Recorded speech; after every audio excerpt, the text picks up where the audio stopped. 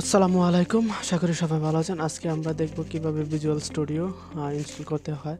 So তার জন্য আমাদেরকে প্রথমে ভিজুয়াল স্টুডিওর মেইন ওয়েবসাইটে চলে যেতে হবে।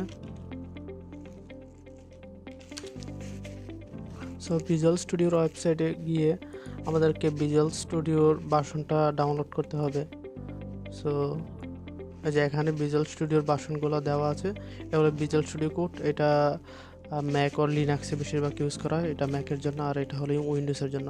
সো উইন্ডোজের জন্য যারা ইনস্টল করতে চান তারা এখানে ভিজুয়াল স্টুডিও কমিউনিটি ইউজ করতে পারেন। যদি স্টুডেন্ট হন তাদের জন্য এটা একদমই ফ্রি।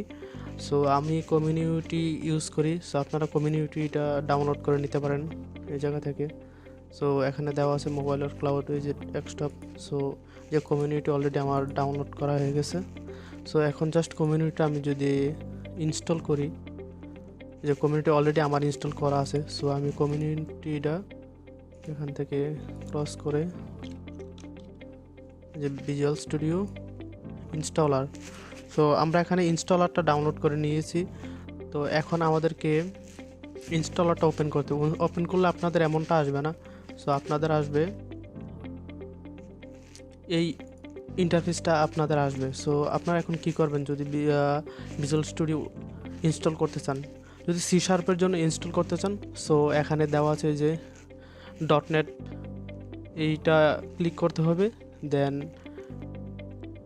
এটা হলো ইউনিভার্সাল উইন্ডোজ প্ল্যাটফর্ম। এখানে অনেকগুলো ল্যাঙ্গুয়েজ আছে, আপনারা ওইটাও ইউজ করতে পারেন, C++ ইউজ করতে পারবেন।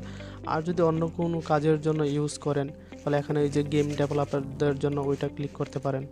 আর এই যে এখানে আরেকটা আছে, এখানে যদি ডাটাবেজের জন্য কোনো কিছু ইউজ করেন তাহলে এটাও ক্লিক করতে পারেন। আর অফিসের জন্য ইউজ করলে এটা, আর লিনাক্স ডেভেলপমেন্টের জন্য হলে এটা।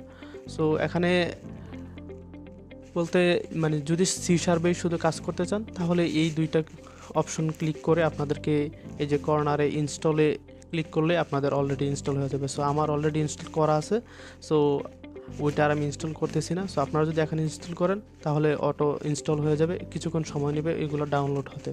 সো আশা করি এতটুকু বুঝতে পারছেন। সো আমরা এখন দেখি দেন ভিজুয়াল স্টুডিও ওপেন করার পর কী করব। সো এই যে আমাদের ভিজুয়াল স্টুডিও ওপেন হয়ে গেছে।